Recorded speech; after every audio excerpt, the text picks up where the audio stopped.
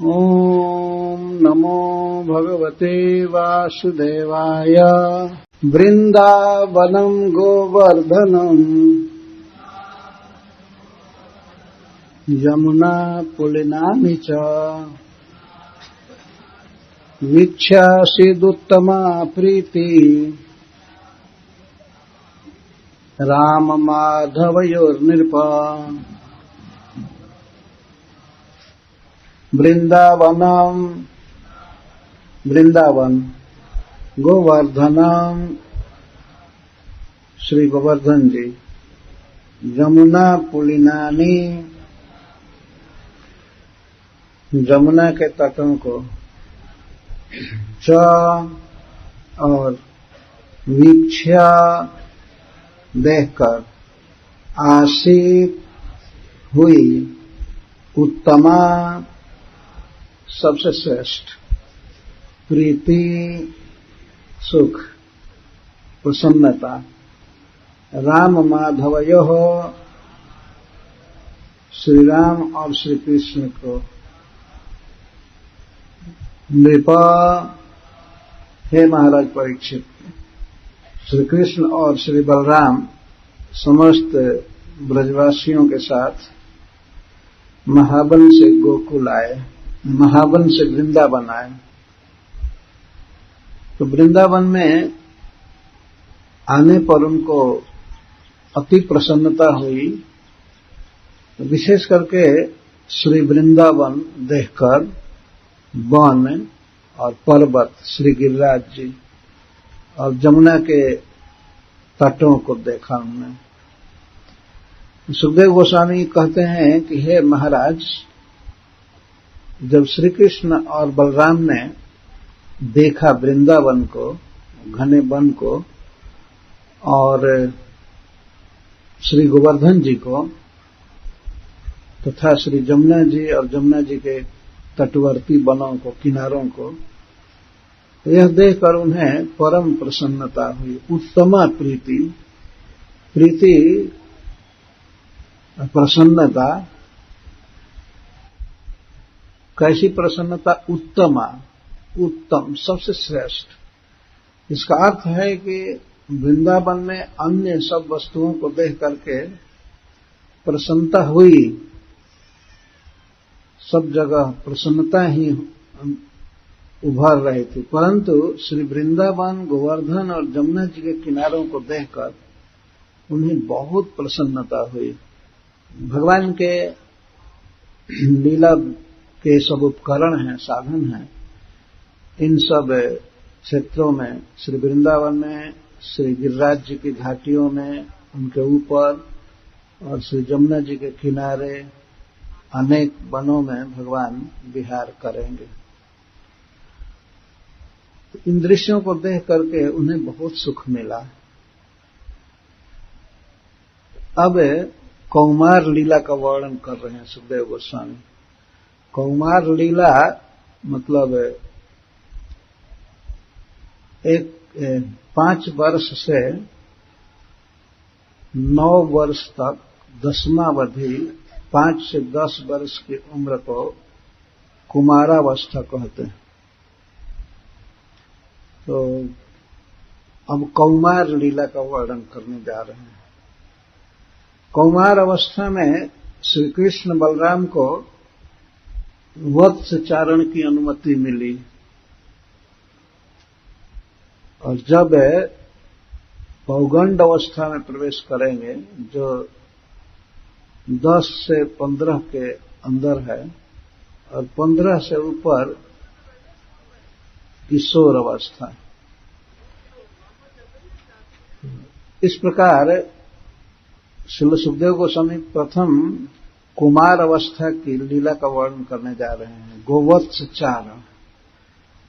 अभिदूरे ब्रजभुव सह गोपाल दारकैः चारयामास चतुर्वत्सान् नाना क्रीड़ा परिच्छदौ।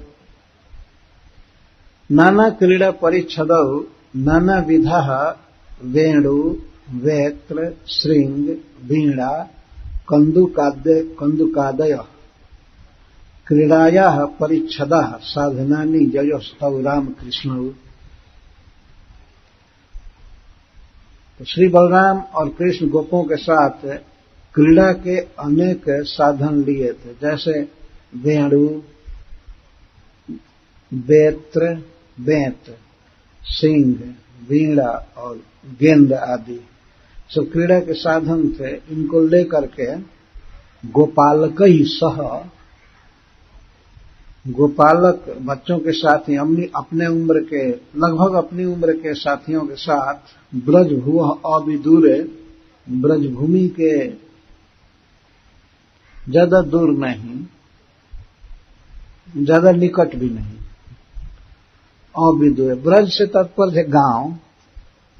कभी कभी ब्रज का अर्थ पूरा 84 कोस ब्रज समझा जाता है, उसमें वन आदि सब समाविष्ट होते हैं, परंतु जब वन और गांव से भेद करना होता है तो श्रील सुखदेव गोस्वामी गांव को ब्रज कहते हैं और जंगल को वन कहते हैं। तो ब्रज भुवः अविदूरे नातिदूरे, ब्रजभूमि अर्थात गांव से, गोकुल वृंदावन नामक गांव से जो नया बसा, तो वहां से अविदूर है, न अति दूर है। क्यों? बाल्यात, बच्चा है इसलिए अभी बहुत दूर जाने की छूट नहीं थी। न चाति निकटे, और न तो बिल्कुल गांव से ही सटा हुआ। बछड़ा चराना है तो गांव से बहुत दूर नहीं और गांव के बहुत निकट नहीं, क्योंकि सुख विहारा सिद्ध, सुख विहार सिद्ध नहीं होगा गांव के निकट। खुल करके खेलना, घूमना, विहार करना सब एक गांव में संभव नहीं हो सकता था, इसीलिए वन में गए। लेकिन वन में बहुत दूर नहीं, गांव से बहुत दूर नहीं और बहुत निकट नहीं, इतने ही प्रदेश में थे गांव के से बाहर, जहां पर पुकारने के बाद इनको सुनाई पड़े, ओ कृष्ण बलराम, अगर कोई गांव से पुकारे तो वहां तक आवाज जानी चाहिए, जहां से उनको बुलाया जा सके। कोई इमरजेंसी में कोई संकट पड़ने पर या किसी भी तरह से उनकी रक्षा की जा सके, तो जहां तक ध्वनि सुनाई पड़ सकती थी बस उतने दूर के अंदर में बछड़ा चरा रहे थे। ब्रज भुव अविदूरे वत्सन चारया मासतु, बछड़ों को चराने की लीला करने लगे।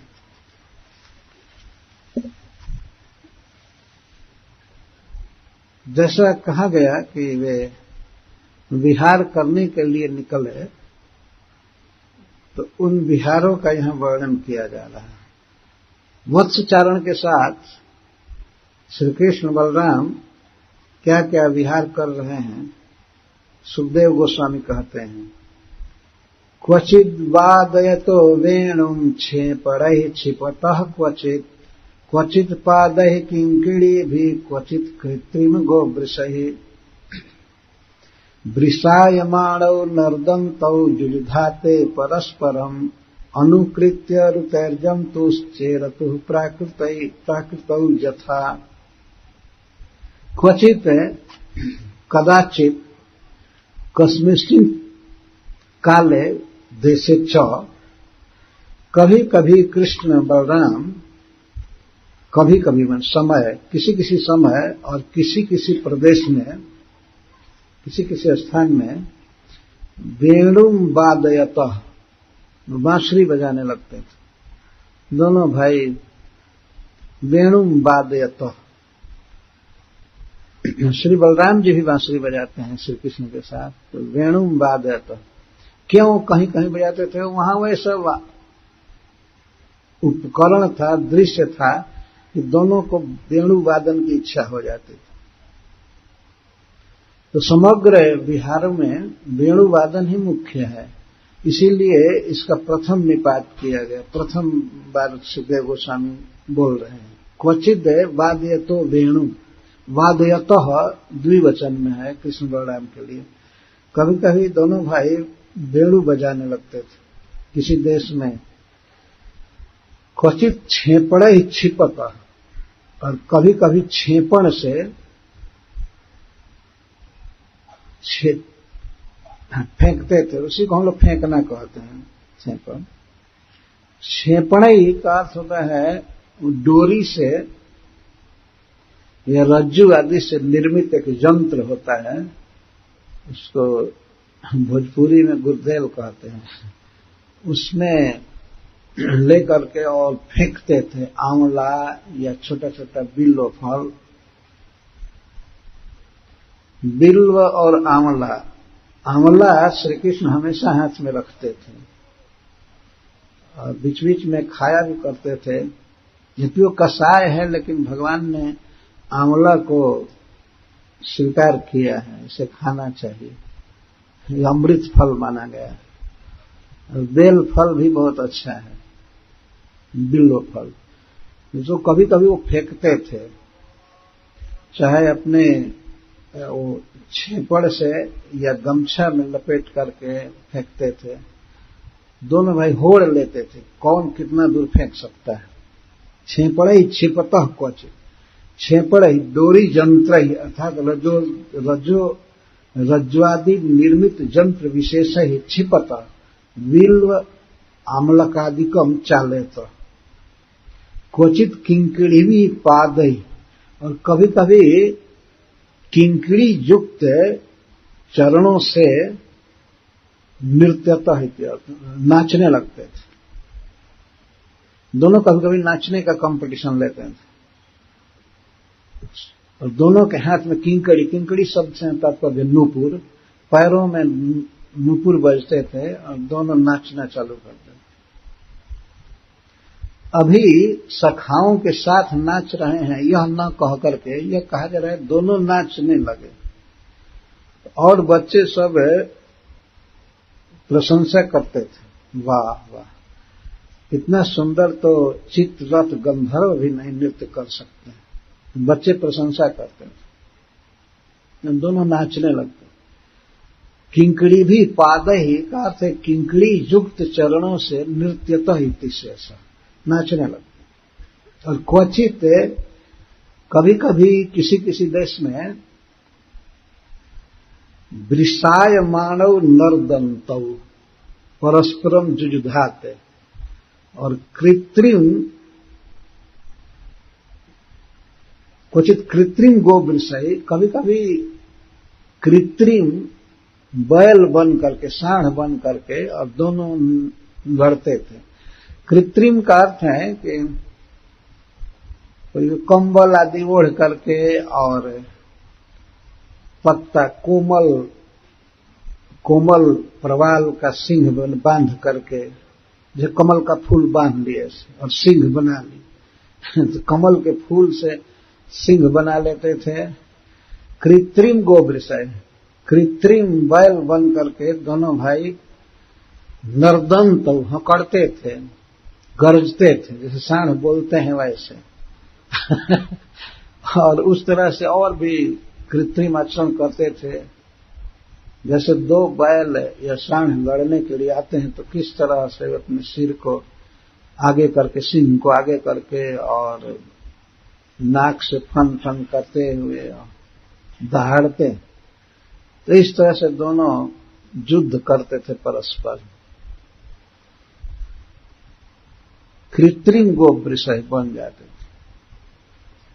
कुछ सखा के गमछा आदि को ओढ़ करके या कंबल को ओढ़ करके, और दोनों हाथ से और पैर से भी चलने लगते थे, दोनों हाथ से दोनों पैर से। और जो बैल की ध्वनि होती है वह ध्वनि करते थे, और जुजिधाते परस्परम, युद्ध करते थे।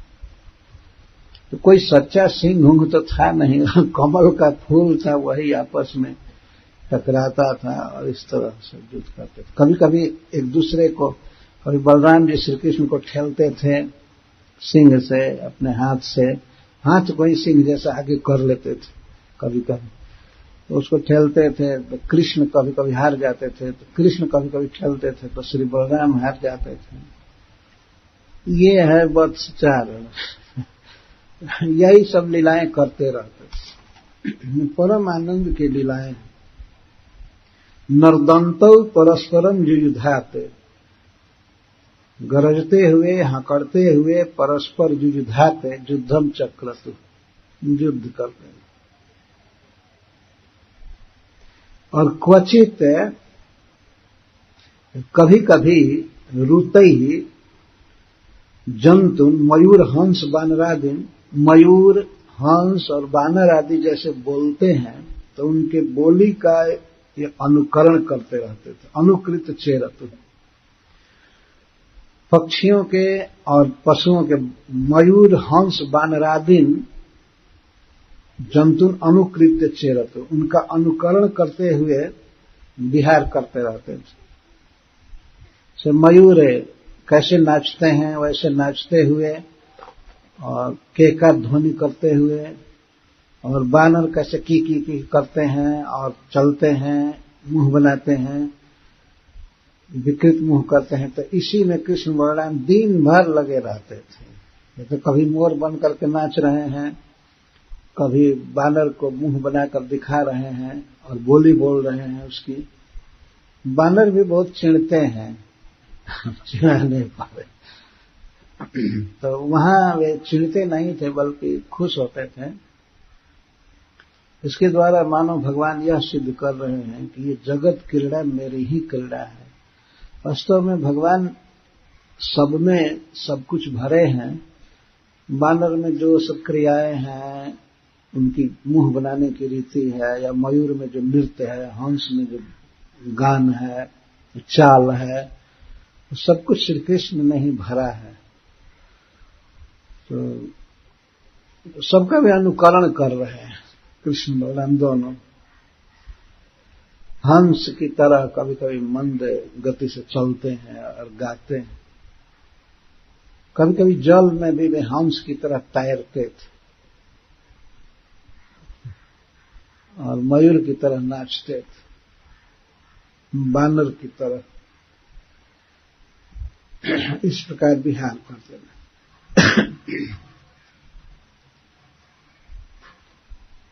इन सब लीलाओं का अति संक्षेप में वर्णन कर रहे हैं सुखदेव गोस्वामी। अब आगे इसका विस्तार वो करेंगे गोचारण लीला में। वत्सचारण लीला में भी धीरे धीरे वत्सचारण का क्षेत्र विस्तृत होता जाएगा। पहले भय था ब्रजवासियों को, इनको ज्यादा दूर नहीं भेजते थे, लेकिन जब वत्सासुर का वध कर देंगे कृष्ण, तब क्षेत्र कुछ एक्सपैंड हो जाएगा। अब भय खत्म होगा धीरे धीरे। अभी भय लगा हुआ है। इसीलिए सुखदेव गोस्वामी कहते हैं ब्रज भुवः अविदूरे, गांव के बहुत दूर नहीं, थोड़ी दूर विहार करते। एक बार की बात है, एक विशेष लीला का वर्णन कर रहे हैं। कदाचिद जमुना तीरे वत्संचारयतो स्वकैः वयस्य हि कृष्ण बलयो जिघांसुर दैत्य आगमत्। कदाचित किसी समय,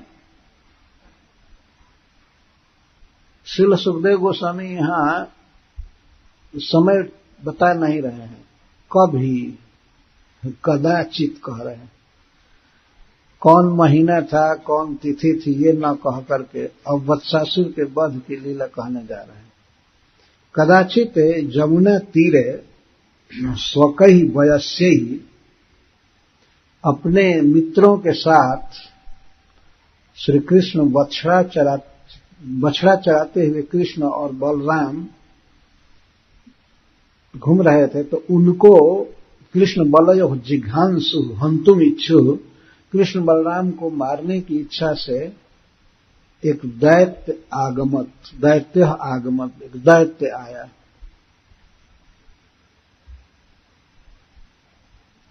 बछड़ा चरा रहे थे, उसी समय कृष्ण बलराम को मारने के लिए दैत्य आया। देश का पता कर रहे हैं सुखदेव गोस्वामी की जमुना तीरे, जमुना के तीर पर। कब कदाचित कभी जमुना के तीर पर दोनों भाई बछड़ा चरा रहे थे, किसके साथ? वयस्यै सह, अपने मित्रों के साथ।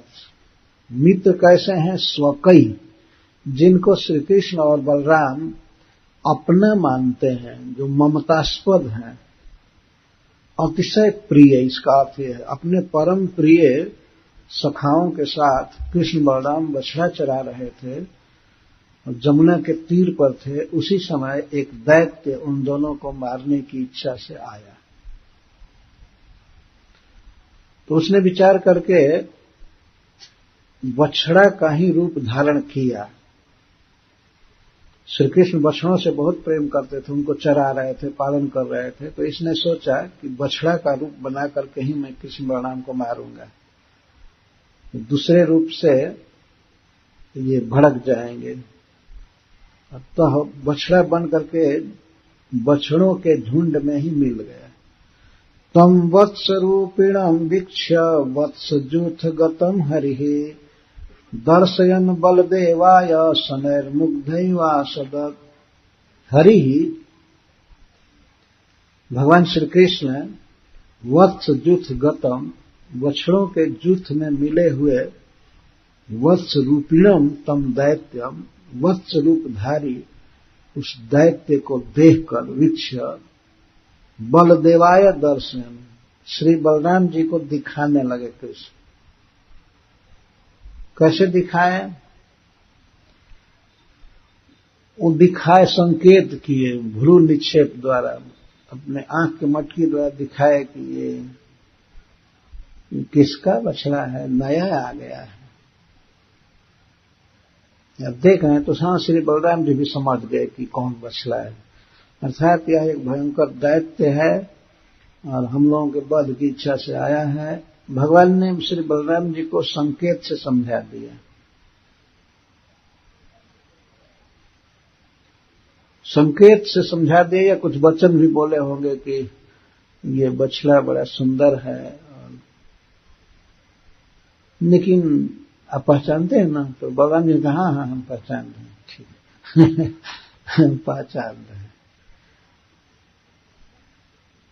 यहां पर सुखदेव गोस्वामी भगवान कृष्ण को हरि कह रहे हैं। हरि, हरि, हरि शब्द का अर्थ है दुष्टा नाम प्राण हरणात् हरि।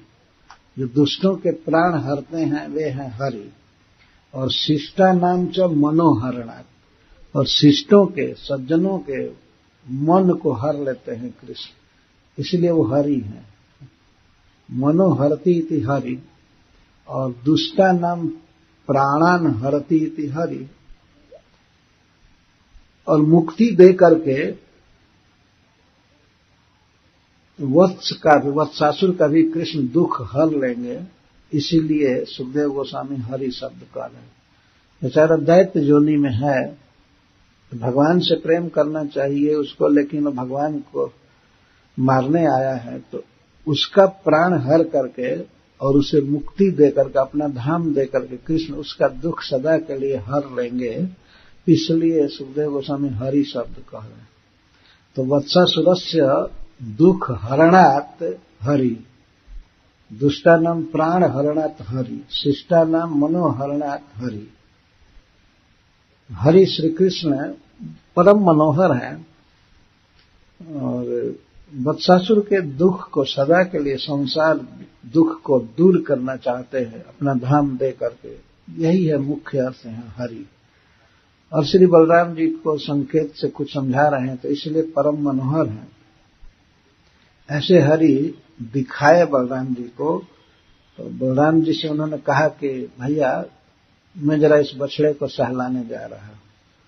तो उन्होंने कहा ठीक है। तो समय ही मुग्ध ही व समय ही आसदत्त, मुग्ध की तरह, बिल्कुल अनभिज्ञ की तरह, जैसे उनको पता ही नहीं है कि ये बछड़ा है कि दैत्य है, क्या है, अनभिज्ञ की तरह उसके पास गए, चुचकारते हुए, चू करते हुए बुलाते। समय ही आसदत्त, धीरे धीरे आए और उनके जाते ही वो मारने की चेष्टा किया, एक बार में ही समाप्त करने की। तब तक तो श्री कृष्ण धीरे से गए और उसके दोनों पिछले पैर को पकड़ लिए। गृहीत्वा अपर पादाभ्याम सहलांगुलमच्युतः। श्री कृष्ण अच्युत हैं, ऐसे अच्युत उस वत्सासुर के पिछले दोनों पैर को पूंछ के साथ पकड़ लिए। अजीब फुर्ती है भगवान ने, दोनों पैर को पकड़ लिए और पूंछ को, नहीं तो पूंछ से भी मारता, पूंछ अगर खाली रहता तो पूंछ से भी मारता, तो पूंछ और दोनों पैर पकड़ लिए। इसमें यह नहीं लिखा गया है कि देवता पर पादाभ्याम सहलांगुलमच्युतः, ये नहीं कहा गया कि एक हाथ से पकड़ लिए कि दोनों हाथ से पकड़े।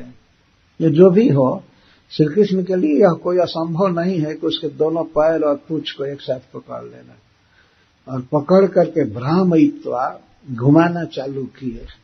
जब ही घुमाना चालू किए तो उसका दैत्य आवेश पुनः प्रकट हो गया। तो जैसे जैसे कृष्ण उसको घुमा रहे थे वैसे वैसे विशाल पर्वत के समान होने लगा, बढ़ने लगा, और जो कपट से वत्स बना हुआ था उसका कपट खत्म होने लगा, और उसका वास्तविक जो स्वरूप था विशाल विकट शरीर वो प्रकट होने लगा। लेकिन श्री कृष्ण जैसे जैसे घुमा रहे थे ऐसे ऐसे फैल रहा था, और घुमाते घुमाते श्री कृष्ण ने कपिथ के अग्रभाग पर, सिर पर ऊपर, कपिथ वृक्ष के ऊपर फेंका घुमा करके। जब वो मर गया तब प्राणोद्गत जीवितम, घुमाने में ही वो मर गया, गत जीवितम, उसका जीवन चला गया।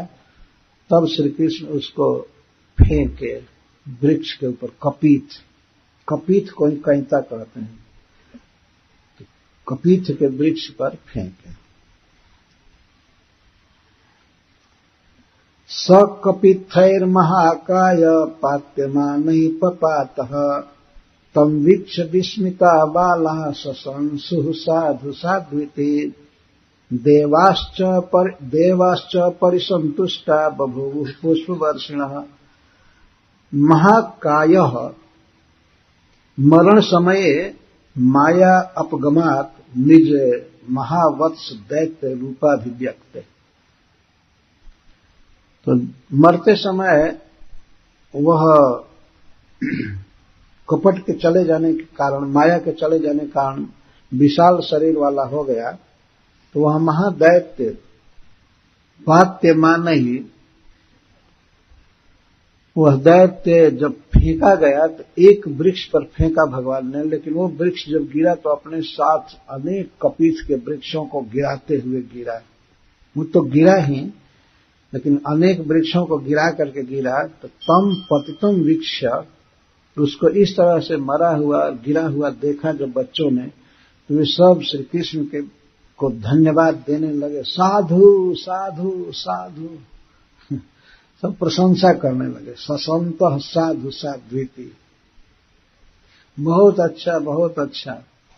और देवाश्च, और आकाश में स्थित देवगण बहुत संतुष्ट हुए, आनंदित हो गए इसके मरने से। वे पुष्प वर्षिणः बभूव, पुष्प वर्षिणः अभवन, और पुष्पों की वर्षा करने वाले हो गए, पुष्पों की वर्षा करने लगे, श्री कृष्ण को भर दिए पुष्पों से। सब दिव्य लोक के स्वर्ग के फूल है, और देवतागण उन पुष्पों की वर्षा भगवान पर करने लगे। बच्चे भी नाच रहे हैं इधर खुशी से, और देवता भी आनंद में हो गए। यह है भगवान की लीला। दुष्ट के दमन द्वारा सबको सुख मिलता है। भगवान अवतार लेते हैं तो विनाशाय च दुष्कृतम, दुष्कृतियों का वध करने के लिए। आज के लोग इस सिद्धांत को नहीं जानते हैं। वे कहते हैं अपनी रक्षा करनी चाहिए, अहिंसा, अपनी रक्षा करनी चाहिए। नहीं, अपनी रक्षा तो करनी चाहिए, और दुष्टों को छूट दे देना चाहिए, अपनी दुष्टता करते रहे, उनको नहीं मारना है, फांसी नहीं देना है। ये ज्यादा उदार हो गए, ये ज्यादा अज्ञानी हो गए हैं वास्तव में। बुद्धू हैं, इनको पता नहीं है। जब भगवान स्वयं ही इस मिशन के साथ आते हैं, दुष्टों का संहार करना है। दुष्टों का संहार करने से सुरक्षा पर इतना खर्च नहीं करना पड़ेगा सरकार को। जितना व्यय हो रहा है सिक्योरिटी में, सुरक्षा के लिए, यदि दुष्टों का वध किया जाए, वास्तव में जिनका सिद्ध हो जाए कि ये दुरात्मा है, दूसरों को दुख देने वाला है, पापी है, तो उसका वध कर देने से उसका भी हित होता है, उसको परलोक में सद्गति मिलती है, उसका यह पाप कट जाता है और शेष जनता सुख से जीवित रहती है, आनंद से रहती है। लेकिन क्या समक सवार है, क्या बुद्धि है कि नहीं, वध नहीं करना चाहिए, वध नहीं करना चाहिए, तो मत करो, तो तुम्हारा ही वध करेंगे वे लोग। वध मत करो। भगवान आकर के यहाँ वध कर रहे हैं। ऐसा नहीं कि केवल बांसुरी ही बजाते हैं और केवल बच्चों के साथ खेल ही रहे हैं, बीच बीच में महा दुष्ट का वध भी करते जाते हैं। ये देवताओं का सुख है। देवता लोग पुष्पों की वर्षा करने लगे, खुशी में भर गए और बच्चे सब नाचने लगे साधु साधु कह करके। यह लीला सुखदेव गोस्वामी कर रहे हैं। वृंदावन में पहुंच करके, खास वृंदावन भगवान के द्वारा ये प्रथम दैत्य वध की लीला है। तौ वत्स पालकौ भूत्वा सर्वलोकैक पालकौ सप्रातरासौ गोवत्सांचारयन्तौ विचेरतुः। सर्वलोकैक पालकौ, श्री कृष्ण और बलराम ये सर्वेशम लोका नाम एकौ मुख्य पालकौ अपि। श्री कृष्ण और बलराम ये समस्त लोकों के, समस्त जीवों के एकमात्र पालक हैं, ये मुख्य पालक हैं। स्वर्ग में अथवा पाताल में या इस पृथ्वी पर जितने भी जीव हैं, सबका पालन भगवान करते हैं, कृष्ण बलराम करते हैं। जो समस्त देवताओं के भी पालक हैं, सबके नियंता हैं, ईश्वर हैं, वे प्रभु दोनों वत्स पालकौ भूत्वा, इस समय वत्स पालक बने हुए हैं, बछड़ों का पालन कर रहे हैं। सर्वलोकैक पालकौ अधुना वत्स पालकौ भूत्वा, वत्स पालन की लीला कर रहे हैं। स्वप्रात रासौ प्रातः भोजन सहित तत्गृहीत्वा किंवा प्रातः भोजन कारणौ संतो। तो वत्स चारण करने जाते थे तो अपना प्रातःकालीन भोजन ले करके जाते थे अथवा खा करके जाते थे। बच्चे हैं तो सवेरे ही खा लेंगे, कौन ढोने जाए, ढोने में एक दिक्कत होती है। और 12वें अध्याय में जो लीला सुखदेव गोस्वामी कह रहे हैं उससे स्पष्ट है कि भोजन ले करके नहीं जाते थे। उस दिन वनाशाय, वन में भोजन करने की इच्छा की। औस से औसन शब्द बन रहा है। औसन माने भोजन और आस माने भोज्य सामग्री। प्रात रासौ, प्रातः आसौ, ये दोनों भाई प्रातः ही खा लेते थे। जब सूर्योदय होते होते खा लेते थे।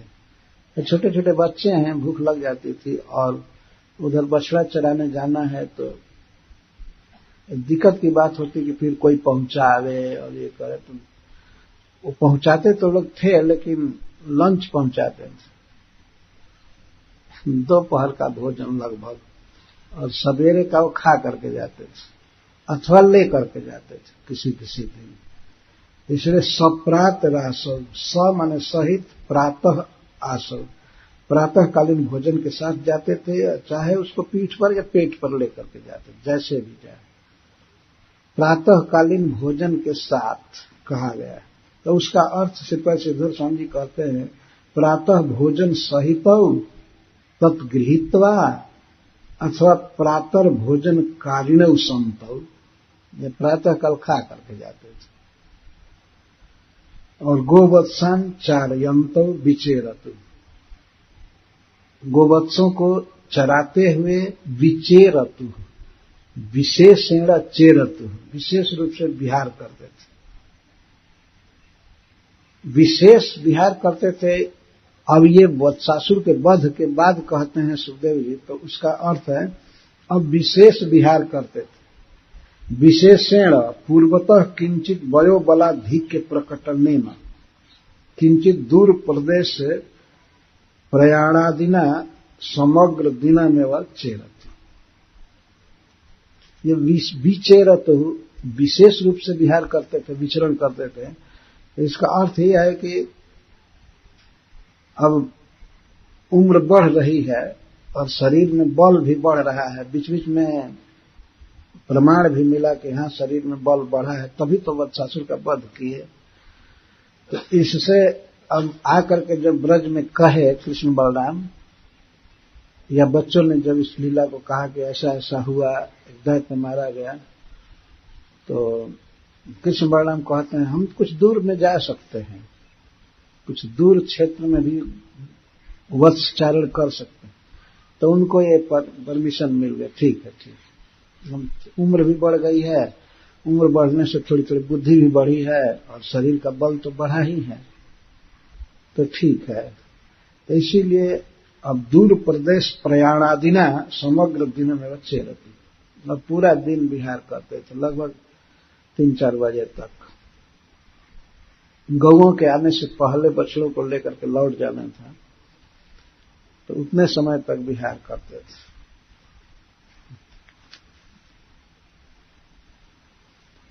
एक और लीला कह रहे हैं बकासुर के वध की।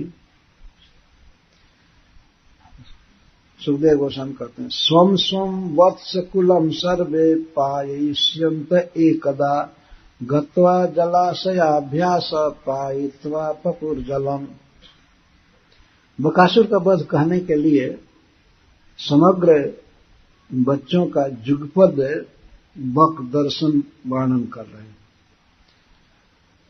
एकदा एक समय सर्वे श्री कृष्णादय बालका स्वम स्वम वत्सकुलम पायिष्यन्त। एक बार की बात है, श्री कृष्ण आदि बालक सब अपने अपने जुट के बछड़ों को पानी पिलाना चाहते थे। पायिष्यन्त, पानी पिलाने के लिए, जल पिलाने के लिए जलाभ्यासम गत्वा, सरोवर के निकट गए, जलाशय के निकट गए। यह जलाशय नंदगांव से ठीक पूरब है,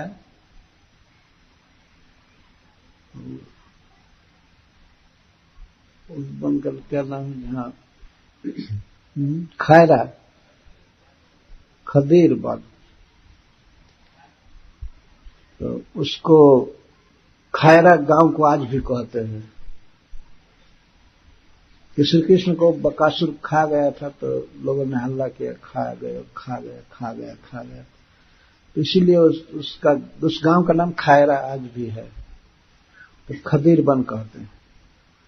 तो उस स्थान पर नंदीश्वर से पूरब, सनातन गोस्वामी जी कहते हैं नंदीश्वर मतलब नंदगांव, वहां से पूरब एक सरोवर था, महासरोवर। जल पिलाने के लिए वो लोग जलाशय के पास गए और जा करके गत्वा पायित्वा, बछड़ों को जलपान कारयित्वा, करा करके स्वयं जलम पपुः, और स्वयं जल पिए। बच्चे हैं लेकिन कितना शिष्टाचार है और कितने धर्म की भावना है। ये समझ रहे हैं कि हम बछड़ों के सेवक हैं, तो जल पिलाने के लिए पहले उनको ले गए, पहले बछड़ों को जल पिला लिए, तब इसके बाद पिए। बछड़ों को जल पिला करके तब पिए। आजकल के तो पापी आदमी पहले खा लेते हैं और गाय खाई कि नहीं खाई, बछड़े खाए कि नहीं खाए, इससे कोई ध्यान नहीं रखते और बनते हैं गोभक्त। पहले गौओं को खिला करके तब खाना चाहिए। आज भी हमने कई जगह देखा है, कुछ ऐसे नियमनिष्ठ लोग होते हैं जो पहले गोग्रास निकाल करके ही खाते हैं, चाहे जो भी करे, लेकिन यह नियम है गौओं को भोजन कराने के बाद ही खाना चाहिए। ऐसे उनको भोजन वह नहीं दिया जाएगा जो घर में चूल्हा में बना है, बर्तन में बना है। उनके लिए सुंदर घास ही सर्वोत्तम भोजन है। तो उनको घास डाल करके, जवस डाल करके और तब स्वयं भोजन करना चाहिए। ये छोटे छोटे बच्चे इतने धर्मनिष्ठ हैं और अपने कर्तव्य में हैं कि वे पहले बछड़ों को जल पिला करके और तब स्वयं जल पिए। जब जल पिला चुके, ते तत्र ददृशुर्बाला महासत्वमवस्थितम् तत्र सुर वज्र निर्भिन्नम गिरे श्रृंगमिवच्युतम्। जब वो जल पिलाए बछड़ों को और स्वयं जल पिए तो वहीं पर देखे, थोड़ी दूर पर वज्र निर्भीनम अतएव च्युतम गिरे श्रृंगमिव अवस्थितम महासत्वम ददृश। एक महाप्राणी विशेष को देखे, महाप्राणी को, बहुत बड़ा शरीर वाला एक प्राणी देखे वहां। ऐसा लग रहा था कि जैसे पर्वत, जैसे वज्र से कट करके कोई पर्वत का शिखर गिरा हो। एक समय पर्वतों को पंख मिल गया था, ऐसा उड़ रहे थे, तो जनता हाहाकार करने लगी। ब्रह्मा जी से, जिस ऋषि ने वर दिया था उससे निवेदन किया गया, ये पर्वत सब उड़ रहे हैं और जिस गांव या शहर के ऊपर जाते थे तो सब हाहाकार करने लगते थे, कहीं अगर गिरे तो पूरा नगर चकनाचूर हो जाएगा। सब लोगों ने निवेदन किया और ये पर्वत कभी कभी ऐसा करते भी थे, कहीं कहीं अकस्मात बैठ जाते। तो भगवान इंद्र से निवेदन किया गया तो उन्होंने इनके पंख काटे अपने वज्र से। वज्र से जब पंख कटा तो पंख भी और पर्वत भी, पंख भी तो भारी पर्वत ही एक होता था तो पर्वत गिरे थे, च्युतम यहां कहा गया है। वज्र निर्भिन्नम वज्रेण निर्भिन्नम छिन्नम अतएव च्युतम भूमौ पतितम। वज्र से मारे गए पर्वत, उनके पंख कटे तो वे च्युत हुए, आकाश से चू गए, गिरे। इन बच्चों ने जब देखा बकासुर को, वह बक का रूप धारण किया था। बक बक करती थी, बक या बगलों को बोलते हुए आपने देखा हुआ, सुना होगा, बक बक करते रहते। और जो इस तरह बोले उसको बक कहते हैं। बक का रूप धारण किया था, पूरा श्वेतांबर महादम्भी साधु श्वेतांबर में था। श्रीधर स्वामी जी लिखे हैं कि दम्भियों में सिरमौर दम्भी है बकासुर। अपने टीका में लिखते हैं दंभ का स्वरूप है महादम्भी। क्या कर रहा था? खदिर वन में सरोवर के निकट कृष्ण बलराम को ये दिखा रहा था कि मैं मेडिटेशन में हूं। बगुले का ध्यान बहुत प्रसिद्ध है, बको ध्यानम। परंतु ध्यान का विषय क्या है? ध्यान का विषय है मछली की प्राप्ति। ये कोई जलचर जो उसके पकड़ में आ जाए उसको खा जाए, वैसे ध्यान का ये विषय लक्ष्य है। और यहां बकासुर के ध्यान का क्या लक्ष्य है? श्री कृष्ण को ही खाना, खत्म कर देना। कुछ ऐसे दम्भी पाखंडी संसार में हैं जो कहते हैं हम धार्मिक हैं हम ये पंथ के पथिक हैं, इस पंथ के पथिक हैं, ये पंथ के, लेकिन वे भगवान को खत्म करना चाहते हैं, भगवान के आकार को मानते ही नहीं है। तो भगवान को खाने के समान ही वो आइडिया है वास्तव में, भगवान के अंग को, आंख को, हाथ को खा जाना, कहना कि ईश्वर निराकार है। इन निराकारियों में ही ये बकासुर भी एक था, इस तरह ध्यान करता था। किस चीज का ध्यान कर रहा था? तो भगवान के अंगों को खाना चाहता था। तो अपने भाषण द्वारा जो ये कहे कि कृष्ण के कोई शरीर नहीं है, अंग नहीं है, नाम नहीं है, रूप नहीं है, तो वह महापापी है, दंभी है। केवल उसका भेष साधु का है, जैसे बगुला का भेष एकदम साफ उज्जवल श्वेतांबर पहना हुआ, श्वेत अंबर।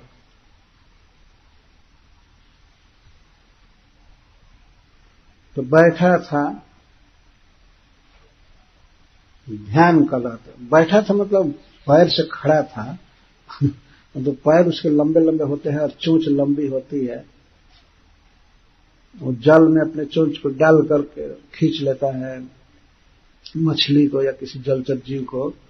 तो इस तरह से अवश्य था। बच्चों ने देखा, जब पानी पी लिए, बच्चों को पिला लिए, तो देखे और दिखते ही डर गए और वो भाग भी नहीं सकते थे। ध्यान पहले नहीं गया, एकाएक उनका ध्यान गया, वो दर्शन किए बकासुर का। उसके शरीर की विशालता का वर्णन सुखदेव गोस्वामी इस तरह से कर रहे हैं कि इतना बड़ा था जैसे लगा कि वज्र से छिन्न पर्वत शिखर ही पृथ्वी पर पड़ा हुआ है, इतना बड़ा। गिरे श्रृंगम इव अवस्थितम, महासत्वम, महाप्राणी, महान शरीर वाला, बड़ा शरीर वाला। तो देखे तम दृष्टवा तत्रसु, त्रस्त हो गए। तुरंत लंबी लंबी सांस चलने लगी बच्चों की, सबकी। और वैसे क्या श्री कृष्ण की भी? हाँ, श्री कृष्ण की भी। श्री कृष्ण भी तो लीला वेश में है ना, वो भी एक भावना में है कि मैं नंद बाबा का पुत्र हूं। हमेशा इस भावना में नहीं रहते हैं कि मैं भगवान हूं। वो भी दिखे तो एकाएक डर गए और सांस लंबी चलने लगी और सभी बच्चे घबरा गए, त्रस्त हो गए। अब न भागते बनता था, न कुछ पुकारते बनता था। एकाएक निकट में देखे, अभी वे त्रस्त थे ही, कुछ सोच रहे थे कि कुछ किया जाए न किया जाए, घबराए थे। तब तक सवई बकह नाम महान असुरो बकरूप थी। वह बक नाम का महान असुर था। यह अघासुर का बड़ा भाई था और खास पूतना जी इसकी बहन थी, सिस्टर थी। तो अब इसी से समझ सकते हैं कि अभी कितना खतरनाक दैत्य होगा। जब अघासुर और पूतना इसके भाई बहन हैं, तो यह बक, नाम ही था बक, पता नहीं कौन नाम दिया होगा, औघ, बक, बकी। पूतना को बकी कहा जाता है, इसको बक, महान असुर, बहुत बड़ा दैत्य। बक रूप धृत, बगुले का रूप धारण किया था। अभी बच्चे सोच ही रहे थे कि क्या करना चाहिए, आश्चर्य से भयभीत होकर के अब वो भागने की सोच रहे थे। तब तक तो आगत्य सहसा, वो अकस्मात बहुत तेज गति से कृष्ण के पास आकर के अग्रसर ग्रस लिया।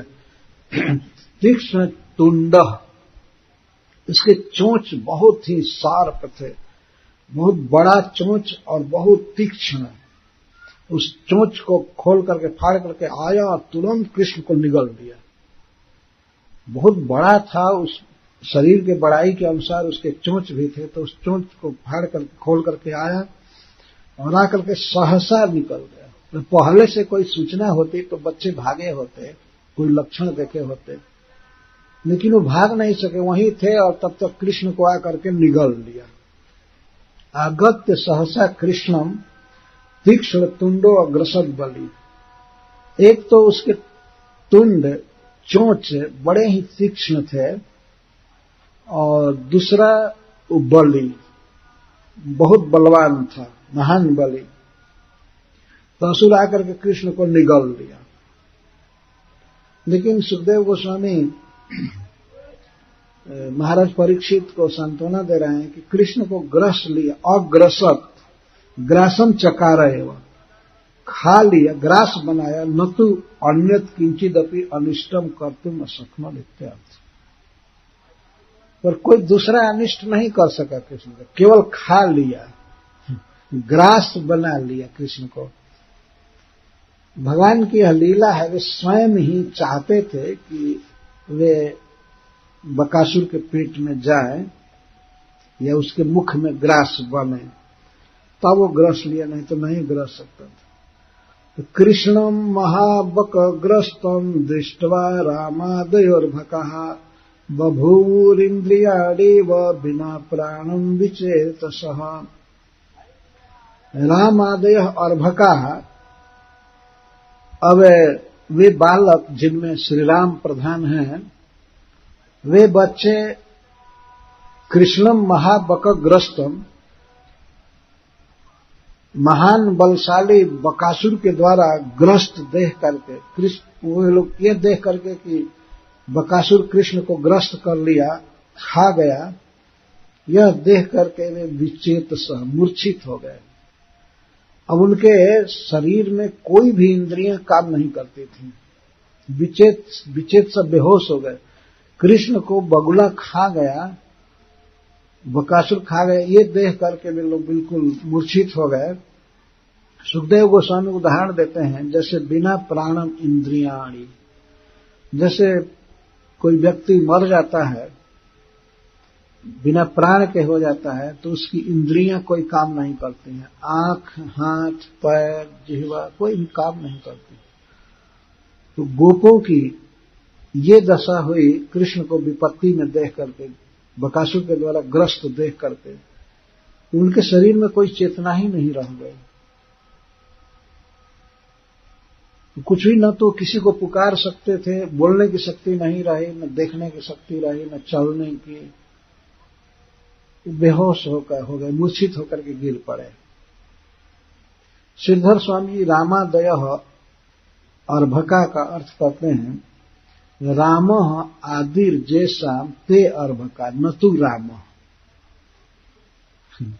ये बलराम जी को कहते हैं, बलराम जी नहीं मूर्छित हुए, वे तो जानते हैं और उनमें अद्भुत शक्ति है, अपार शक्ति है कि बकासुर का वध कर सकते हैं। तो श्री बलराम जी जिनमें आदि हैं, प्रधान हैं, वे बच्चे सब बेहोश हो गए, न तु बलराम। लेकिन श्रीपाद सनातन गोस्वामी जी अर्थ करते हैं कि अतिशय स्नेह के कारण श्री बलराम जी भी बेहोश हो गए। यह भी स्वाभाविक है। ये भगवान की लीला शक्ति भगवान को इस तरह से करती रहती है। यह कोई उन जीवों जैसी अवस्था नहीं है जो माया, बहिरंगा माया के चंगुल में पड़ करके और भगवान की शक्ति को भूले हुए हैं। और श्री बलराम जी और बच्चे श्री कृष्ण को विपत्ति में पड़े देख करके बेहोश हो गए। यह दिव्य कृष्ण प्रेम ही एक रूपांतर धारण किया, इस रूप में किया उनको। सब विचेत सह बभुवु मुमुहु। श्री भगवान महात्म वेदिनो अपि दुष्टम बकम सद्य हंतुम सक्ता अपि श्री बलदेवादय परम स्नेहेन आकुलतया सभ्य सर्व ज्ञान क्रिया शक्ति रहिता बभूर इत्यर्थ। ये श्री बलराम आदि जो ब्रज के बालक हैं, ये परम स्नेह से व्याकुल हो गए और तुरंत ही सर्व ज्ञान क्रिया आदि शक्ति से शून्य हो गए। कभी कभी किसी व्यक्ति को शंका होगी कि अरे ये बलराम ऐसे क्यों मूर्छित हो गए, क्या उनमें शक्ति नहीं है? बलराम की तो बात छोड़ दीजिए, भगवान का एक एक सखा समर्थ है ऐसे परम दुष्ट बकासुर का वध करने में, लेकिन परम स्नेह के कारण व्याकुल हो गए और सद्य ही सर्व ज्ञान शक्ति क्रिया, सर्व ज्ञान क्रिया आदि की शक्ति चली गई, बेहोश हो गए। तो श्री कृष्ण को बकासुर आकर खा गया, खा करके अभी मुख में ही रखा था और अब निगलना चाहता था। तब तक एक लीला किया श्री कृष्ण ने, तम ताल मूलम प्रदहंतम अग्निवद गोपाल सूनुम पितरम जगद्गुरुः चच्छर्द सद्यो तिरुषा क्षतम वकः तुंडेन हंतुम पुनरभ्यपद्यत। इसके बाद बकः बकासुर तालु मूलम अग्निवत प्रदहंतम जगद्गुरुः पितरम तम श्रीकृष्णम सद्य चच्छर्द उद्गिरत मुखाद वही बवाम ततः अक्षतम क्षतरहितम दृष्ट्वा पुनः अतिरुषा तुंडेन हंतुम अभ्यपद्यत। जब श्री कृष्ण को निगल गया बकासुर, तब क्या हुआ, बकासुर ज्यों ही उनको मुख में रखा और निगलना चाहता था, तब तक तो तालू के मूल में, तालू के मूल मतलब जिह्वा के लास्ट में, और तालु मूल कहते मुख का जो गले और मुख के बीच का जो भाग है उसको तालु कहते हैं। तालु ये चारों तरफ जिह्वा आदि सब। श्री कृष्ण ने अग्नि की तरह दाह उत्पन्न करने लगे। जब ही मुख में रखा त्यों ही श्री कृष्ण अग्नि की तरह प्रदहंतम उसके तालु मूल को जलाने लगे। ऐसा कहा गया है कि श्री कृष्ण से अग्नि का जन्म हुआ है, मुखाद अग्नि न जायत, भगवान के मुख से अग्नि का जन्म हुआ है। तो जब अग्नि के भी पिता हैं, जन्मदाता हैं, तो महाअग्नि हैं, तो अपना अग्नित्व गुण कृष्ण ने प्रकट कर दिया और वे लगे जलने उसके मुख में, घोर अग्नि की तरह प्रदहंतम। इसका अर्थ अग्नि से भी अधिक दाह श्री कृष्ण के शरीर में निकलने लगा, दहन शक्ति, और उसका मुख जलने लगा, तालु का मूल जलने लगा। श्री कृष्ण को यहां कहा जा रहा है कि वे जगत गुरु के पिता हैं, जगत गुरु हो पितरम। जगत गुरु ब्रह्मा जी को कहते हैं। आजकल तो ये बहुत सस्ता शब्द हो गया है, किसी भी व्यक्ति में जगत गुरु शब्द लगा दो, वो अपना गुरु खुद ही है कि नहीं यह भी संदेह होगा। तो जगत गुरु, जगत गुरु का मतलब होता है जगताम, जीवा नाम गुरु, जो सभी जीवों का गुरु है उसको जगत गुरु कहते।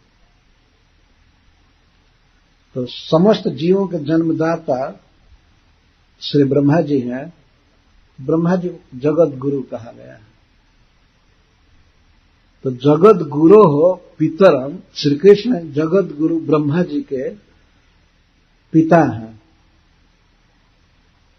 ये बात क्यों सुखदेव गोस्वामी कह रहे हैं, ये तो अभी 5-6 वर्ष के बच्चे हैं, जगत गुरु के पिता हैं। हाँ, किसी अंश से, केनचिद अंशेन, अपने किसी अंश के द्वारा ब्रह्मा जी के पिता है। अपने अंश श्री गर्भोदक साई के द्वारा वे ब्रह्मा जी के पिता है, उस रूप से पिता है। श्री कृष्ण के वे एक अंश हैं, भगवान गर्भोदक साई विष्णु, तो उनके नाभि कमल से ब्रह्मा जी का जन्म हुआ है।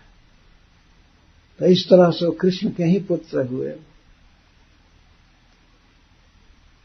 इस तरह लीला करना, उसके मुख में जलने लगना, यह कोई आश्चर्य की बात नहीं है इनके लिए। ये सबके मूल हैं, सर्व कारण कारणम, अग्नि आदि के भी सबके मूल हैं।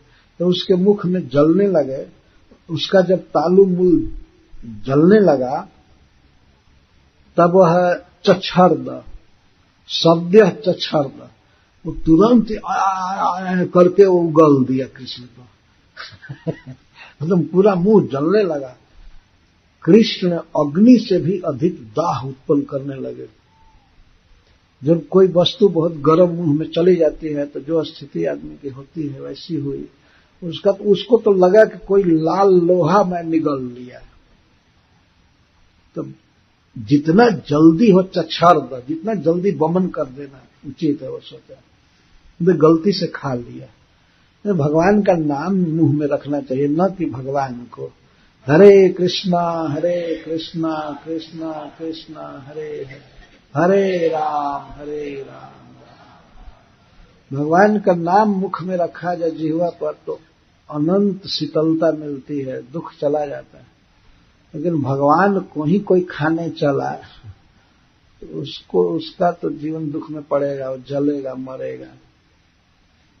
तो तुरंत चच्छर्द वमन कर दिया। परंतु जब वमन किया, वो सोचा कि कुछ तो इसके शरीर पर क्षत हुआ होगा। तो देखा ध्यान से तो अक्षत, शरीर पर कोई घाव नहीं लगा, कुछ नहीं लगा, कोई खून नहीं निकला।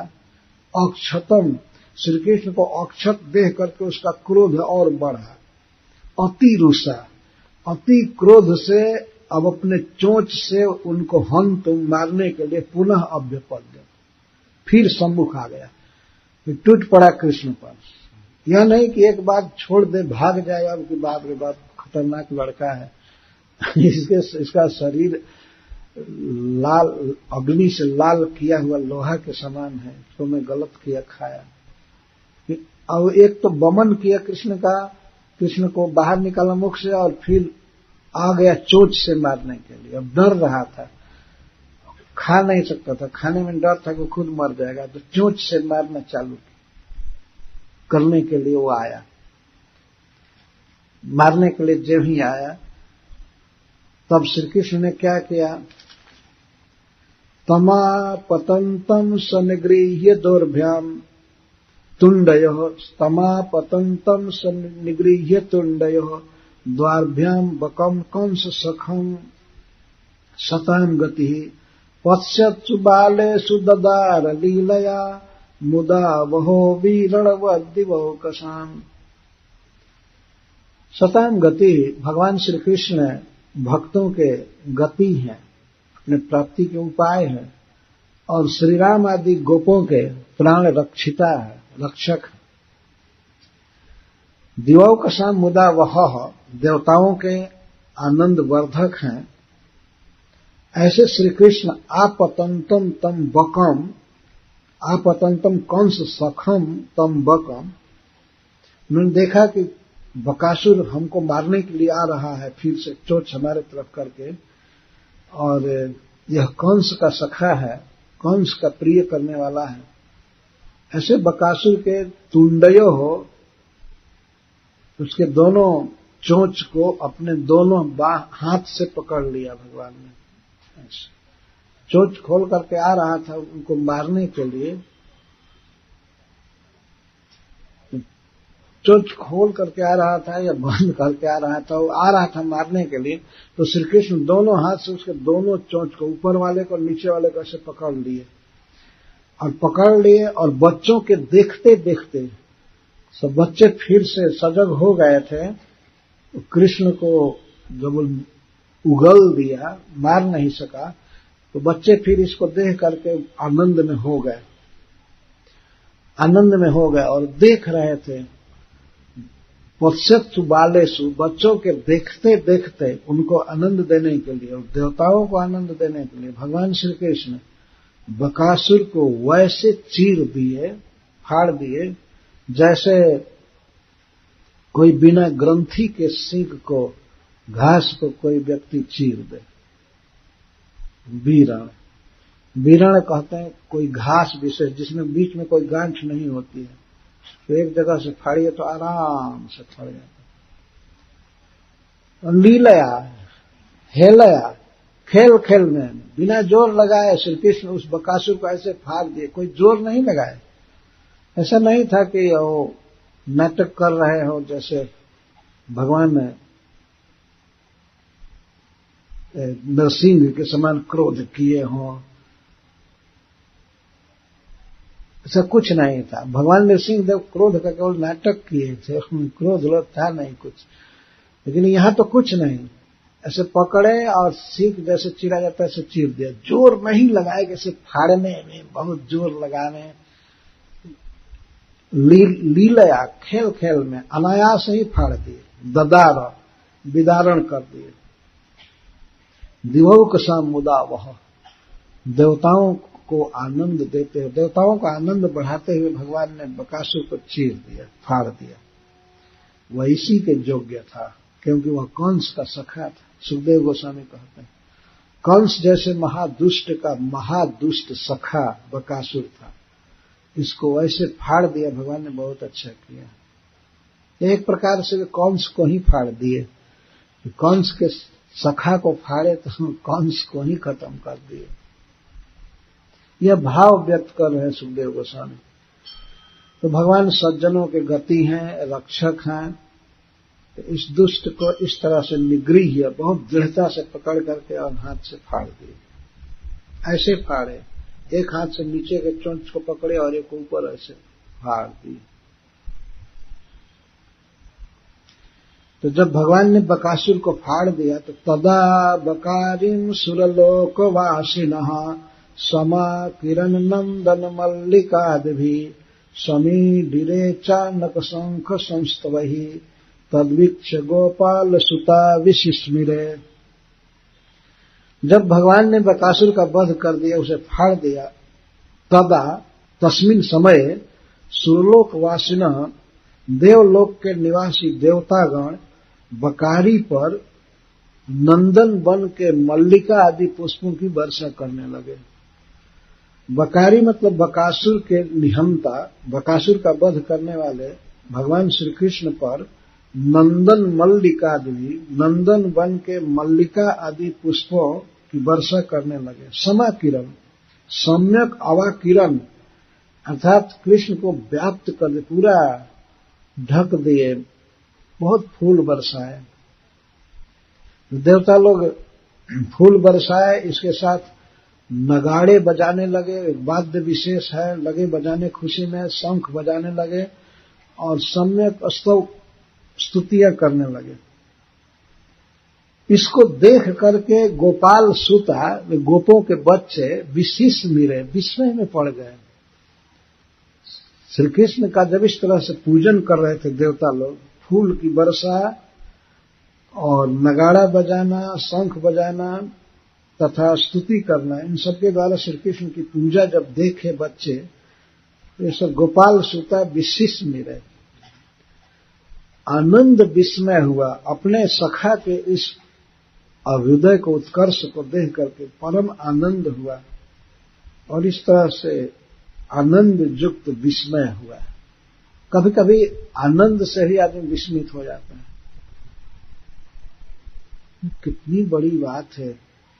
तो उनके ही साथी, उनके साथ खेलने वाले लड़के की पूजा देवता लोग कर रहे हैं। फूल की वर्षा, ये फूल कोई पृथ्वी से लेकर के नहीं बरसा रहा था, चाहे कहीं हवाई जहाज से नहीं बरसा रहा था, जो पृथ्वी पर से ही लेकर के जाते, वो फूल अकस्मात सब नंदन बन का आ रहा था। देवता लोग अपने विमानों पर साज करके रखे थे, या जा करके 1 मिनट में लाते हैं फूल नया नया, और भगवान श्री कृष्ण पर फूलों की वर्षा कर रहे थे, स्तुति कर रहे थे, शंख बजा रहे थे, नगाड़े पीट रहे थे। इस प्रकार इसको देख करके तद्वीक्ष, देवताओं के द्वारा भगवान श्री कृष्ण का यह सम्मान देख करके गोपाल सुता विशिष्ट में रहे, आनंद विस्मय में हो गए, बहुत प्रसन्न हुए। और अब विस्मय के साथ साथ भय भी रहा। अपने बछड़ों को जल्दी जल्दी इकट्ठा करके और भागे गांव में। कुछ दूर चले गए थे ना, वृंदावन से खैरा बहुत दूर है ना, वहां चले गए तो वहां से अब भागे।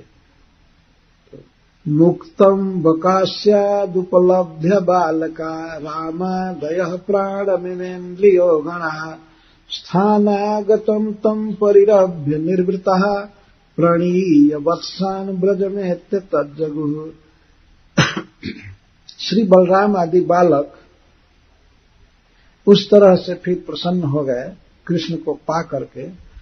कृष्ण को बकास्यात् मुक्तम निर्गतम निरीक्ष्य, जब ये देखे कि कृष्ण बकासुर के मुख से मुक्त हो गया है और निकल करके आ गया, बकासुर के आघात से भी बच करके अपने स्थान पर लोग देखे आए हुए,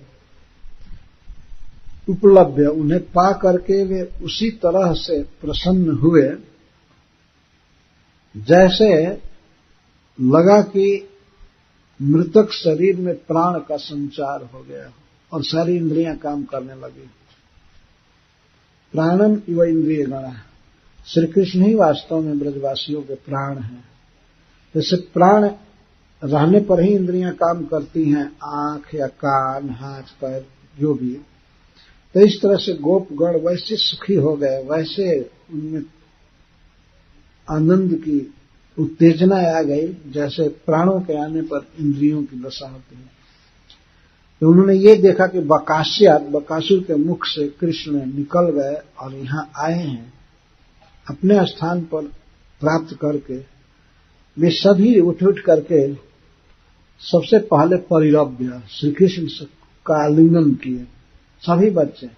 और ये समझ लेना चाहिए सभी कैसे आलिंगन किए, इसलिए कि कृष्ण प्रत्येक बच्चे के लिए एक अलग स्वरूप से प्रकट हो गए, अपने को इतना विस्तारित किए कि प्रत्येक बच्चा के लिए एक एक कृष्ण था। इसलिए उनको ये आलिंगन करने में कोई देर नहीं हुई। सभी परिरभ्य आलिंगन किए और आलिंगन करके निर्वृता सुस्त हो गए, परम सुखी हो गए। और इसके बाद तुरंत वत्सन प्रणीय, बछड़ों को यहां वहां से हाँक करके जल्दी जल्दी रोज से ज्यादा तेज गति से चल रहे हैं। तो वत्सासुर का वध है जो बहुत खुशी की बात हुई थी, लेकिन कृष्ण को कोई असुर खा गया, ये दृश्य याद करके अभी भी हृदय में भय हो रहा है। तो प्रणीय प्रकर्षण निर्णीय ले करके बच्चों को और ब्रजम एत्य, ब्रज में आ करके तत् बकासुर बधादि की कथा को जगु गाए, ब्रज में आकर के गाए। प्रतिदिन तो 3-4 बज जाता था बछड़ों को लौटाने में, लेकिन अब दिनांतर की तरह देर नहीं किए। कृष्ण मिले, खूब आनंद में हो गए, लेकिन बछड़ों को जल्दी जल्दी इकट्ठा करके और भागे गांव में। ब्रजम एत्य, ब्रज में आकर के और तत्व श्री कृष्ण किस तरह से बकासुर के द्वारा निगले गए और फिर मुख से बाहर आ गए, बकासुर का वध हुआ, ये सारी कथाएं बच्चे ऐसे बोले जैसे गा रहे हों। जगुह, सुखदेव गोस्वामी कहते हैं, जगुह का अर्थ गान करना। संभ्रम निषेण प्रहर्षेण गीतवद उच्च सुस्वरेण कथयामास, गीत गाते हुए जैसे उच्च स्वर से इस लीला का वर्णन किए। वो तो सहज कथा गान, उनकी जो भी बातचीत होती है गान के समान ही उस अपराकृत जगत में होती है। उसको गाए सुनाए ब्रजवासियों से, गोपों से और गोपियों से, अपनी अपनी माताओं से और गोपों से इस बात को कहे। बिल्कुल उसको न्यूज कहते हैं, नया बिल्कुल कृष्ण की यह लीला हुई। और ये जो न्यूज पेपर सब छपते हैं इसमें तो सब पुराने ओल्ड्स रहते हैं, कचड़ा सब भरा रहता है। तो बच्चे आकर के कृष्ण लीला सुनाए।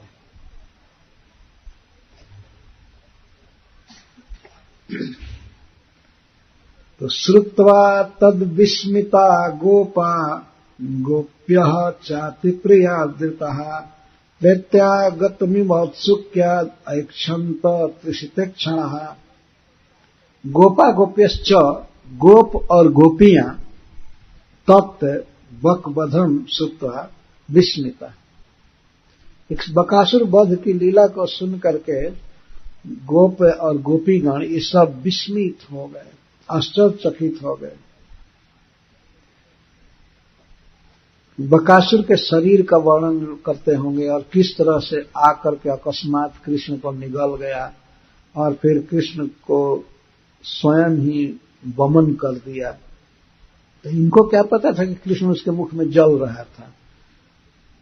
मतलब माँ यशोदा का ने ऐसा पूर्ण किया है कि खा करके भी फिर मुख से उगल दिया।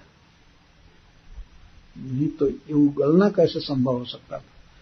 ये पता कभी नहीं हुआ कि कृष्ण उसके मुख में अग्नि की तरह जल रहे थे। ये बहुत बड़ा आश्चर्य हुआ। खा गया और खा करके फिर उगल दिया और उगल करके फिर चोंच से मारना चाहा, लेकिन भगवान की कृपा से कृष्ण उसके चोंच को पकड़ करके फाड़ दिया। भगवान बचा लिए कृष्ण को, आज विष्णु बचा लिया। ये हम लोगों का भाग्य है, ये है वो है। माँ जसोदा ने बहुत पुण्य किया है, नंद बाबा ने बहुत सुकृत किया है, यह सब आकर के वे लोग लगे कहने जग। तो इसको सुन करके गोपी सब बड़े विस्मित हुए और अति प्रियार्दिता, अपने अति प्रिय कृष्ण के दर्शन द्वारा वे आदृत हुए थे, अथवा अति प्रसन्नता से बड़े आदृत हुए और सादर श्री कृष्ण को देखने लगे। ऐसे देख रहे थे जैसे श्री कृष्ण किसी लोकांतर से आए हों, जैसे कोई मर करके जी गया हो। इस तरह से लोग इस घटना को सुन करके मानने लगे। सभी इसी निष्कर्ष पर थे कि हम तो वास्तव में कृष्ण को मर करके आया हुआ मानते हैं, भगवान ने बचा लिया, नहीं तो खा ही गया था। तो कोई बच्चा किसी महान दैत्य के, किसी विकराल पक्षी के या पशु के मुख में चला जाए, बाघ आदि के, और फिर निकल आवे, तो उसको यही कहा जाएगा ना कि मर करके पुनः आ गया है। प्रेत आगतमिव औत्सुक्यात, यह शक्ति से श्री कृष्ण को देख रहे थे। ऐक्षंत, श्री कृष्ण पर बारंबार ब्रजवासी गोप और गोपी देख रहे थे। त्रिषित क्षण है उनके इच्छा, उनकी आंखें त्रिषितानि अमृतम पिबंती व इक्षणानि जैसा थे। उनकी आंखें ऐसी लग रही थी जैसे उनके आंखों में अति तृषा है, प्यास है। जैसे अमृत पीने पर तृप्ति नहीं होती है, वैसे श्री कृष्ण को देखने पर तृप्ति नहीं हो रही थी आंखों को। तो आंखें लगातार दिखती ही जा रही थी। वे कृष्ण को बड़े स्नेह से, प्रेम से सब देख रहे थे। और सखागण तो यहां पर शुरू में ही श्री कृष्ण का आलिंगन किए और देखे थे कि शरीर में कहीं चोंच कुछ लगा तो नहीं, दांत नहीं लगा, ये लगा। लोग पहले देखे थे आलिंगन करते समय। ये ब्रजवासी सब देख रहे हैं कृष्ण पर एक टक, और देर तक उनके दर्शन की अनुवृत्ति करते रहे, देखते रहे। श्री कृष्ण के दर्शन के द्वारा उनका आनंद वर्धन हुआ था, उनका आदर हुआ। इस तरह से वे देख रहे थे और परस्पर में वे क्या बात कर रहे हैं कृष्ण के विषय में, सुखदेव गोस्वामी अब यहां कहते हैं। अहो बतास्य बालस्य बहवो मृत्यवो भवन अप्यासिद विप्रियम तेषां कृतं पूर्वं जतो भयम्। गोपा नाम अन्योन्यम विस्मयोक्तिमाह। गोपगण आपस में कृष्ण के विषय में क्या कथा कर रहे हैं, इसको यहां बोल रहे हैं। अहो बता, बहुत बड़े आश्चर्य की बात है कि अस्य बालस्य बहवः मृत्यवः अभवन। इस बच्चे की बहुत मृत्युएं हुई, अर्थात ऐसे ऐसे अनेक कांड हुए जिसमें इस बच्चे की मृत्यु होनी निश्चित थी। अर्थात इतने भयंकर दृश्य हुए कि मृत्यु के कारण ही वे थे। मर जाना था इस बच्चे को, लेकिन भगवान ने बचा लिया।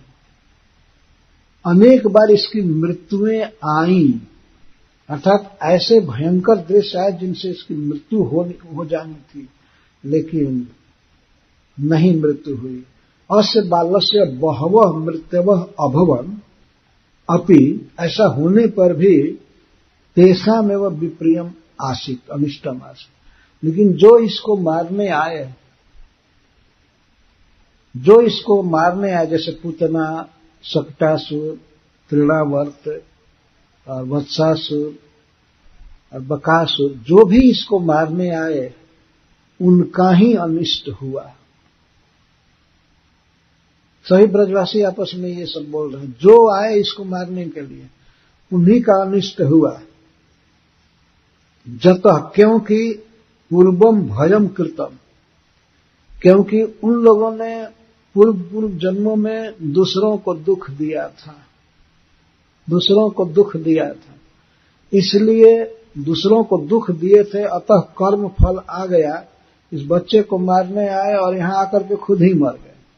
ये नहीं मारा, ये तो भोला भाला बच्चा है, इसने सुकृत किया है, इसने पूर्व जन्म में पुण्य किया है, इसलिए नहीं मरा। और वे सब पापी भयंकर राक्षस दैत्य आए और आकर के स्वयं ही मर गए। तो क्या कारण है, आपस में देखिए इनकी बातचीत।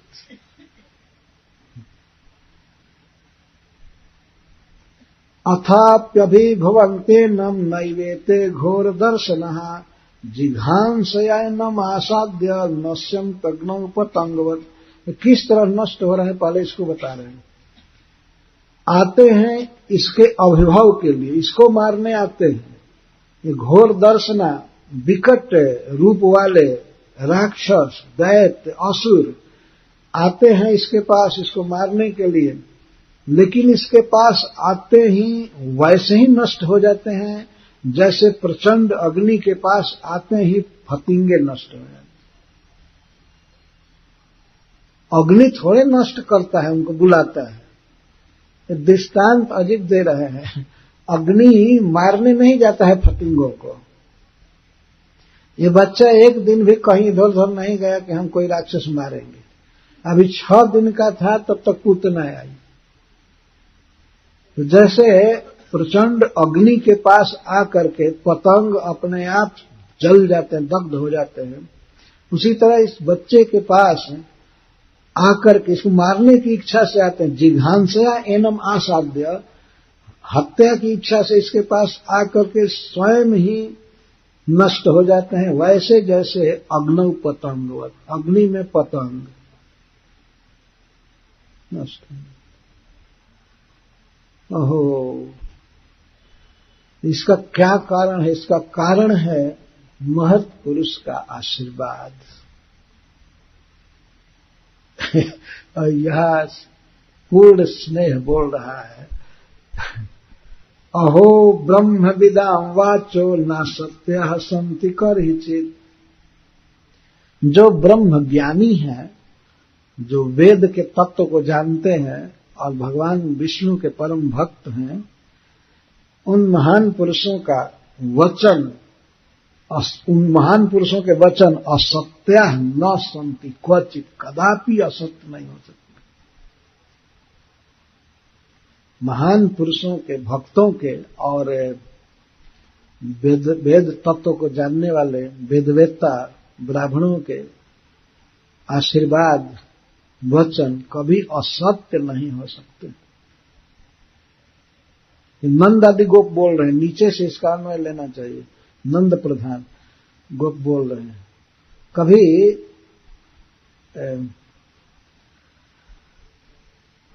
ब्रह्म विदाम वाचः असत्या न संति। क्या प्रमाण है? गर्गो जदाह भगवान, भगवान गर्गः जद आह तस्मात् नंदात्मजोयन्ते नारायण समो गुणैः। कि हे नंद बाबा, आपका यह सांवला पुत्र गुणों में नारायण के समान है। तो ये उनका एक आशीर्वाद था। भगवान गर्गाचार्य जी का एक आशीर्वाद था, इस बच्चे को दिए थे, इसलिए उनका वचन कभी झूठा हो नहीं सकता।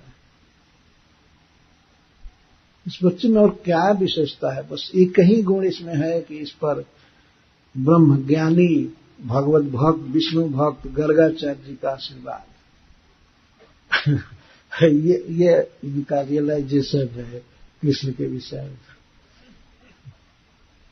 श्रीपद गर्गाचार्य जी का आशीर्वाद। और ये बात सत्य भी है कि भगवान के परम भक्त और वेदवेत्ता ब्राह्मणों के कभी आशीर्वाद विफल नहीं जा सकते। सत्य असत्य नहीं हो सकते, मिथ्या नहीं हो सकते। इसका मतलब है कि गर्गाचार्य जी के आशीर्वाद से और अन्य ब्राह्मणों के आशीर्वाद से बच्चे के पास इतने भारी भारी मृत्यु के कारण आ रहे हैं, लेकिन वे स्वयं ही नष्ट हो जा रहे हैं और आगे भी नष्ट होंगे, क्योंकि न असत्य संति, ब्रह्मवेताओं के आशीर्वाद कभी विफल नहीं हो सकते हैं, तो आगे भी काम करेंगे ना। इसका मतलब ये है ये सब अभी स्वयं आकर के नष्ट होते जा रहे हैं। इति नंदादयो गोपा कृष्ण राम कथा मुदा कृण्वन्तो रममाणाश्च नाविदन् भववेदना। इस प्रकार नंद प्रधान गोपगण या गोपियां, उनको जसोदा प्रधान कह सकते हैं, लेकिन जो भी गोपियां हैं या गोप हैं, इस तरह परम आनंद से, मुदा हर्ष से, सुख से कृष्ण राम कथा को कहते रहते थे। हमेशा कृष्ण और बलराम के विषय में ही बात करते रहते। मुदा हर्षेण, हर्ष के साथ कृष्ण बलराम की कथा करते रहते थे, क्रीडवंतो करते रहते थे, कुर्वंतो, और रममाणाश्च, और उन्हीं के साथ क्रीड़ा करते थे। कभी उनको देखना, उनको प्यार करना और उनके साथ क्रीड़ा करते थे। कृष्ण राम की कथा में ही लगे रहते थे और ना विदन भववेदना। यद्यपि वे भी इस प्राकृतिक जगत में हैं, प्राकृतिक जगत में अवतार लिए हैं नंद बाबा आदि, लेकिन यहाँ के दुख का उनको कोई पता ही नहीं रहता। भववेदना, संसार दुख का उन्हें कोई पता नहीं। उन पर कहां से दुख आता, दूसरे पर जो दुख है उसका उन्हें कोई पता ही नहीं था। इतना आनंद में थे। वास्तव में संसार में सुखी रहने का यही उपाय है। हमेशा कृष्ण कथा में रहना चाहिए। जो व्यक्ति भगवान कृष्ण के वार्ता में रहता है, श्रवण कीर्तन में, उससे कोई दुख का अनुभव हो ही नहीं सकता है। वो इतना आनंद के समुद्र में निमज्जित है कि उसे संसार के दबाव का कोई ताप नहीं लग सकता है। ये सुखदेव गोस्वामी का उद्गार है कि इति नंदादयो गोपा कृष्ण राम कथा मुदा कुर्वाणो रममाणाश्च कुर्वंतो रममाणाश्च नाविदं भववेदना। भगवान भी गीता में कहते हैं कथयं तस्य माम नित्यं तुष्यन्ति च रमन्ति च। मेरे भक्त जन मेरी ही कथा दिन रात कहते रहते हैं और मेरी बड़ाई करते हैं, और यही उनका तोष है, यही उनका रमण है। तो नंद आदि गोप ब्रजवासी ये सब रममाणा, भगवान की कथाओं में ही रमे रहते थे, कृष्ण बलराम से प्रेम करते थे, और कथा श्रवण कीर्तन का इतना आनंद था कि भववेदना न अविदन, संसार के दुख का उन्हें कोई पता ही नहीं था।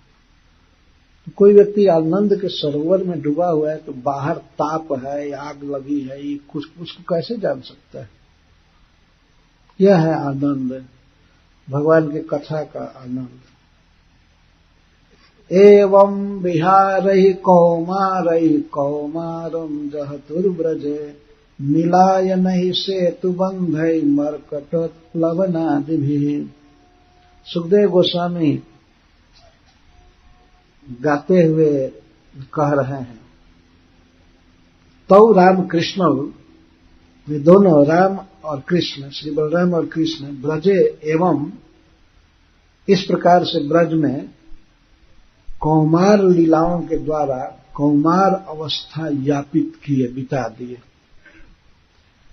क्या कौमार लीला कर रहे हैं? एवं विहार कौमार, इस प्रकार से कौमार विहार द्वारा कुमारावस्था में जो लीलाएं की जाती हैं, इन सब लीलाओं के द्वारा, विहार के द्वारा श्री कृष्ण अपने कुमार अवस्था को ब्रज में ही बिताए। कौमारम जहतुर ब्रज, जहतु दोनों भाई के लिए है क्रिया, कुमार अवस्था को दोनों भाई ब्रज में बिताए। किन किन विहारों में रहते थे, क्या क्या क्रीड़ा करते थे? नीलायन ही, नीलायन, नीलायन का अर्थ है निलीन होना, छिपना। कोई कोई छिपता था,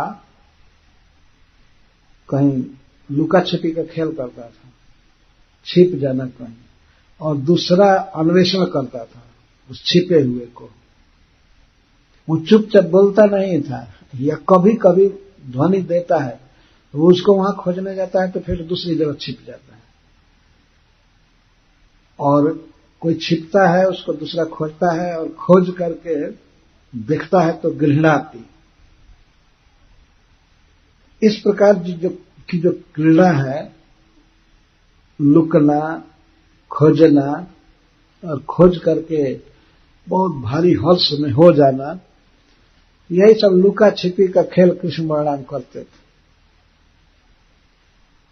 इन लीलाओं का नाम सुखदेव गोस्वामी इसलिए ले रहे हैं कि समस्त लीलाओं में ये ज्यादा समय ऐसे बीतता था, छिपने, वन में भी बछड़ा चराते समय या गांव में भी लुका छिपी का खेल होता था। श्री कृष्ण को खोजने में कितना आनंद आता होगा बच्चों को। यहां पर है, कभी कभी सीटी बजाते हैं बच्चे, ओ बोलते हैं, लेकिन वहां जाता है तब तक चुपचाप दूसरी जगह चले जाते हैं। तो श्री कृष्ण बीच बीच में मिलते जाते थे, टोटल ऐसा निराशा नहीं देते थे। और वे बच्चे छिपते थे, ये खुद खोजने जाते थे। हैं सर्वज्ञ, वेद वक्ता है भगवान, सब कुछ जानते हैं, लेकिन बच्चा कहाँ छिपा है ये नहीं खोज पाते थे।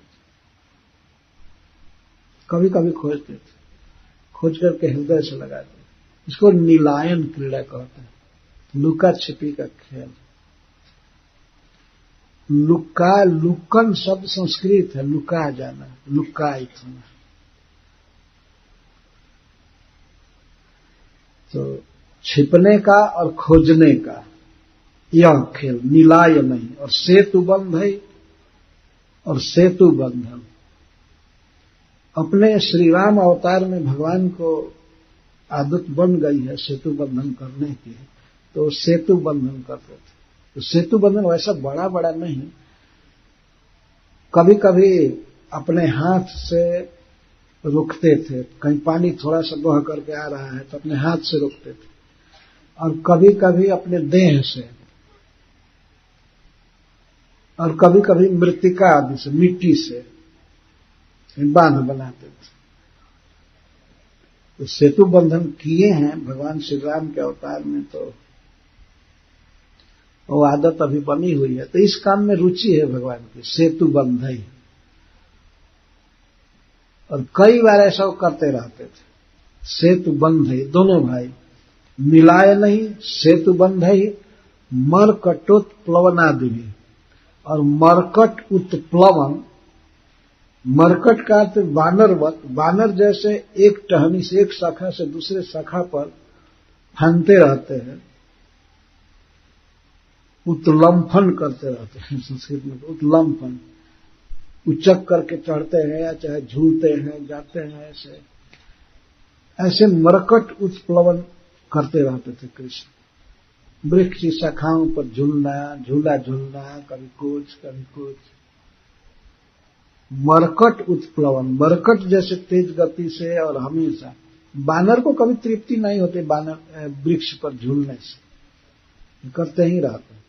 तो इस तरह मरकट उत्प्लवन। और आदि भी, आदि में अनुक्त समुच्चय ले लेना चाहिए, जो बात नहीं कही गई है, जो क्रीड़ा है वो सब, वो सारी क्रीड़ाएं, जैसे वेणुवादन आदि और सब, इन सब लीलाओं में कृष्ण और बलराम अपनी कुमारावस्था को ब्रज में ही बिता दिए।